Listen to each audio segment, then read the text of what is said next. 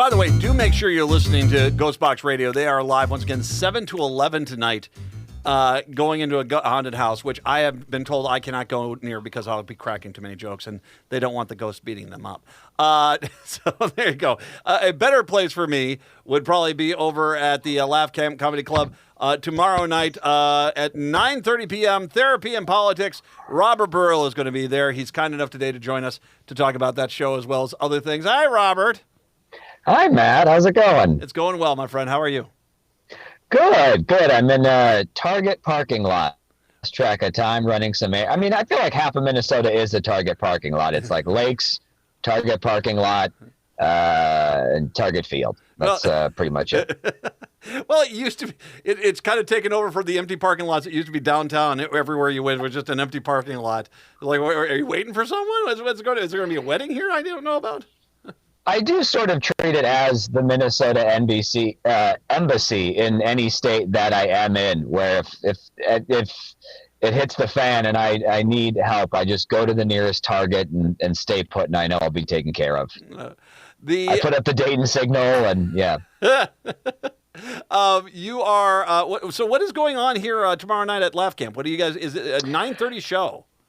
So it's the late show. A buddy of mine, Ron Feingold, is doing the early show, and then another buddy, Jesse Ellis, who is he is a shrink. He's a licensed therapist. He does therapy, but he also does stand up. And it was his idea, with the election nearing, to do kind of a politics and therapy show where he'll kind of handle like the mental health aspect of it with his jokes. And then me being me will do a lot of the political themed humor for the night, just based on the year's events and stuff. And so bringing together, and it's once again at the Laugh Camp Comedy Club, and that is tomorrow night, and it is 9:30. Obviously, tickets are still available, right? Tickets still available. Yep, you can go to the Laugh Camp website. I'm not sure what it is, but if you Google Laugh Camp Comedy Club, it's in St. Paul, who, by the way, is the patron saint of unnecessary one-way streets. And who are we kidding, St. Paul? Like, I should be able to go left. It's not that big. Well, St. Paul's the last. I was just over there at the Wabasha Street Caves, man. It's the last East Coast city, and Minneapolis is the first West Coast city. I mean, it really is. I mean, you cannot make it up, because I mean, it's if you drive in Boston, drive in Baltimore. God, driving in Baltimore is a pain in the ass. You drive in some of these East Coast cities. That's like there's a chip of St. Paul right there. That's where they went with. Yeah. Absolutely. I want to ask you, Halloween. Yes. Are you expecting trick-or-treaters this year or no? Probably not. Rarely do I go all out on a costume. I think this year I just plan on not dressing up at all and going as Trump's healthcare plan. I feel like that's pretty. I have the concept of a costume, so that'll be either that or slutty Hunter Biden's laptop. I'm not quite sure which one of those two I'm gonna go with, but we'll see. I look forward to it. I think this year with the snow, I'm not going to get as many kids, so I'm going to have tons of extra candy. So if you need some candy, I'm going to have some probably tomorrow. Yeah, if you want to bring them there to Laugh Camp, I'll partake for sure. You don't want to open that door. I can bet you someone's going to bring him some candy at Laugh Camp. If you got leftover candy after tonight, bring it to him. Or gummies, edibles, whatever your jam is. If you want to get me involved, I'm willing. How many shows with the election coming up here? How many shows have you been doing out of the cities lately? A handful. Probably. A lot of the West Coast. I had some shows in LA, some smaller shows, but I'm looking forward to. I mean, hopefully Kamala wins, and I can retire a lot of this stuff, a lot of Biden stuff, a lot of Trump stuff, and kind of just take a break, decompress, and work on some other material, and then circle back in a year and do more of the topical stuff. But I'm ready to be done with it for a while. I think we all are. I mean, I just don't know. are you? I mean, and I don't think Trump's going to win. I think Kamala Harris is going to win. But if Trump wins this thing, I mean, it's just like another 4 years of this. I just don't know. Yeah, I mean, it's got to be weighing on you too.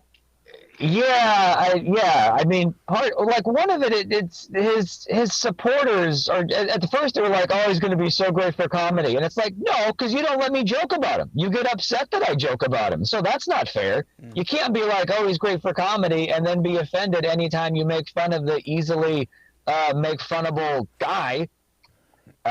So yeah, I definitely hope that he loses. And although the idea of an attempted assassination every like 6 to 7 weeks if he does win is like, oh, I ought to keep things a little fresh every now and then. It's like a John Wick movie, except he's got the body of a Yankee Candle. But that'll be something to keep my eyes on. The Hinchcliffe joke.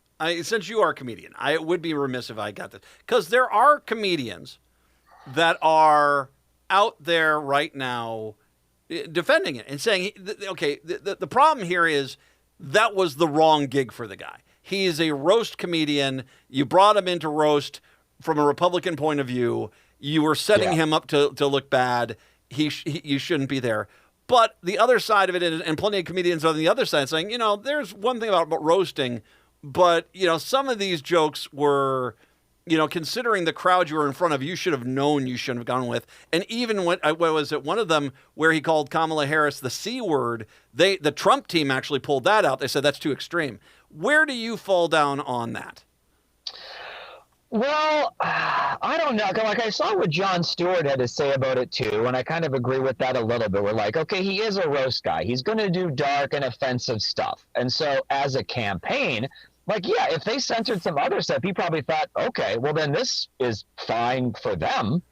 And so, I mean, like, yes, there's the punching down with other stuff, but if you look at roasts, I mean, they'll make fun of whatever handicap you have, any weakness, any, like, failings you have as a human being, is like, that's what you're focusing on. And so, I mean, I definitely question, one, having him, because like you could have got Dennis Miller. I mean, he's a big Trump guy. I think I posted a link to when Dennis did a fundraiser for Mitt Romney, and it's like, okay, he's classy. He'll make fun of the Democratic candidates, and he'll be clever about it, and it's not going to be bottom of the barrel kind of ostensibly racist stuff. It's going to be clever. I mean, Tim Walz, how do you not make fun of? He's a straight white guy, and I get that he's going for edgy cred or whatever, but at the same time, you have to think, like, as the Trump campaign, you're having a guy make fun of Puerto Rico when there's how many Puerto Ricans in Pennsylvania? You probably know, right? Isn't it like 500,000, like 500,000 of people with Puerto Rican descendancy? Yeah, no, one guy made the point. He goes, okay, this is really not his problem either. Now, once again, I think he made some mistakes, but his argument was, this is a guy that if you're a comedian, you sometimes get hired out by these events, and you go there. The problem that he was having was he forgot that this is a presidential campaign. So there's no just going in and telling your jokes in Madison Square Garden, and that's where it ends. Of course, this was going to be filmed, it's going to be dissected, and it was going to be taken apart. And that this guy probably has said worse things at other roasts, depending on the audience that he's working with, and they don't have any cameras there. And Trump has said worse. I mean, that's also, like, from his perspective, he's probably thinking, this isn't even that bad compared to what I normally say. And so it's like, if you're so used to performing in situations where it's no holds barred and you have an audience that's there to see you, which he does, he's got a huge podcast, so it's people that are against getting offended on principle, and they almost wear it as a badge of honor, being able to laugh at the most disgusting, foul, offensive things that you can say, then he clearly isn't going to have a finely tuned radar of like tiptoeing. So if the campaign says it's fine, then he's almost like a weapon. It's just like, okay, I'm going to use this weapon because he's not going to be worried about it. He's going to just assume that, like, okay, if they give me the go ahead, I'm going to go full. And he was even talking, like, he went first, I think. Yeah. And there were children there. And I think if you watch it, you can see that he's not comfortable And his biggest lines were when he attacked Hillary Clinton, and when he went after, like, okay, yeah, this makes sense. But I think part of it is he's used to having his podcast audience, but you get there, and Trump is not that he has broad appeal, but there are women there, there are children there, and it's, like I the only way I can relate is some of the shows that I've done where you get there and there are children there. And then you tell the parents, like, your kids are here. And then the parents are like, oh, no, it's okay. You're like, no, it's not. And the parents are like, oh, no, it's okay. And because this happened to me up north. And I did that. I'm like, no, and they're like, no, it's fine. So then I did my jokes. And then they get this horrified. I'm like, yeah, you don't make me be the bad guy. Like, well, you had that. I think it was one of the Blue State Balls. You were out there, and they had a kid, and you're like, "Are you sure? Are we sure about this?" And it was fine. I think that kid was like 15, 16, so it was a little different, but it wasn't like an 8-year-old. Now, one of the things I have a problem with, and here's the deal: you want to be the in-your-face insult guy. Your job is to create outrage. Well, then don't get mad when people get outraged. Just own it. That's what when Walls and AOC kind of took him to task, he's like, well, who is this guy getting mad at me? I'm like, no, that's what you wanted to do. That's your whole bit, is you're trying to be the insult guy. You're trying to upset people. So when people get upset, don't act offended because people got upset. Well, yeah, and I think part of it too was just the jokes weren't clever. No, I mean, a lot of the circulating, it was the same thing with, what's his name? The crowd work guy, Matt Rife. And the same Anthony Jeselnik clip was circulating after this too, where he talked about stand-up is the art of getting away with saying something awful, not saying something awful. There is a craft to it. And if you, especially the Puerto Rican stuff, like, okay, he did the garbage thing, and then he talked about how they don't use contraception, and well, okay, but that's not clever. Like, where's the cleverness? It's just lazy writing. So yeah. I think I was almost more offended just as a comic, where like, this is the most clever thing you came up with. Like, it's, it did kind of make me yearn for Dennis Miller a little bit, who I will admit, despite, politics aside, he was a huge influence on me. And it's sad that he's gone the route that he has. But especially some of his earlier stuff, I still hold him as one of the gold standards of clever writing a lot of the time. Yeah. And it's not to say like P.J. O'Rourke, another conservative, rest in peace, who was very funny, who you could disagree with, but there was still there was some class, there was, he knew how to joke about it, but it wasn't like hateful or, and maybe to give him the benefit of the doubt, maybe he wasn't trying to be hateful. He was just trying to be like, ooh, look at me saying stuff. But like, if that's your attitude, like, people are going to take it that way. Yeah. Kelsey Grammer. I can't tell you how many times I'll see Kelsey Grammer in a movie. I'm like, I actually really like that movie. And he just did Sideshow Bob again. I saw they did a new Halloween special for The Simpsons on the Disney Plus, and he brought in Sideshow Bob. He's a very right-wing guy. But at the same time, there are ways to do this where it's not so heavy-handed, and as the one guy said, you get away with it. And the good guys can get away with it, and it is kind of that was bad. One thing I will say, go ahead. I was just saying, I think part of the problem though, and this is there was some study I saw where it was like back when Colbert was doing his character.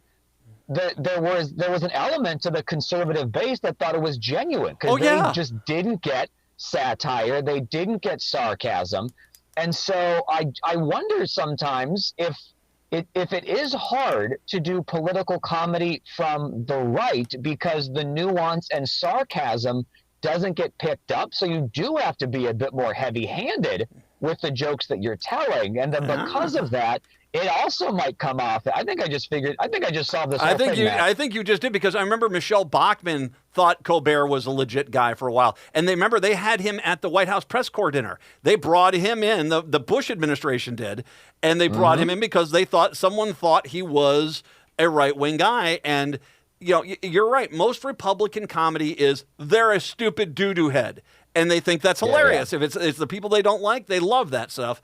trying to do anything with nuance is there. So basically, maybe that's exactly what happened with Hinchcliffe. Is he basically felt like I have to dumb this down, but then still he should have run the jokes a little bit more before he decided to go with them and insult Puerto Rico. Yeah, or you pick someone specifically. You pick Jennifer Lopez. You pick a public figure. You don't just pick an entire group of people in general. That's not a good idea. And going back to your point about how comedy is tough in the age of Trump, he put his own name on the side of a garbage truck. I mean, your comedy bit just becomes this point. Look over here. Like he did this. Yeah, and that, like, to me, it almost, I get, he's trolling, but it also reeks of desperation. Like, that's what gives me hope. Like, every poll makes it seem like it's this dead heat, but I'm like, I just find it so hard to, I don't want to count my chickens, and I don't, obviously everybody needs to get up there and vote and not take anything for granted after 2016, but, like, I just feel like the media is so, like, it just is wreaking havoc on the nerves, and that's why I think this show is, to get it back to the what I'm on here to plug, the therapy and politics and stuff too, I think is to just get people to like laugh about it, relax, and just like, okay, it's not the end of the world. This is that, as long as everybody does what they should, this should be fine. Take a breath. It's going to be okay. If you go to, by the way, speaking of which, if you go to camp-bar.net, that's Laugh Camp, and there you are right there, Therapy and Politics, with Jesse the Shrink and Robert Baril. That is going on. This is tomorrow night. 9:30 is the show. The doors open at 9 o'clock. Tickets are available. I'll link to that a little bit later on so people can find that and then get all the information and go see this. And they can bring you their leftover candy. Do you love the Milk Duds? No, I'm over Reese's Pieces guy, actually. You in or E.T. Reese's, yeah. Or E.T., like the Reese's Pieces. That was, there you go. Yeah. No, don't like the chocolate. I just like a hard candy shell around peanut butter. That's you. All right. There's chocolate. What do you mean I don't like chocolate? There's chocolate in there. Reese's. I'm a whore for Reese's peanut butter cups, man. I really am.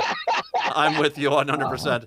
They're just okay until something. I don't know if they'll ever find anything that's better than that. Until that I'm just a happy man with that. Mm-hmm. Amen. Have a wonderful Halloween. Thank you, Robert. Yeah, thank you, Matt. Take care. Robert Baril, once again, at the Laugh Camp Comedy Club tomorrow night. 9 o'clock, they open the doors. 9:30 is the show. Therapy and Politics, an evening with Jesse the Shrink and Robert Baril at there. And I'll put the link up there online so you can find the tickets for that. Robert Baril, kind enough to join us. We'll take a break. Come on back, wrap up the show when we do return. It's the Matt McNeil Show here on your Halloween.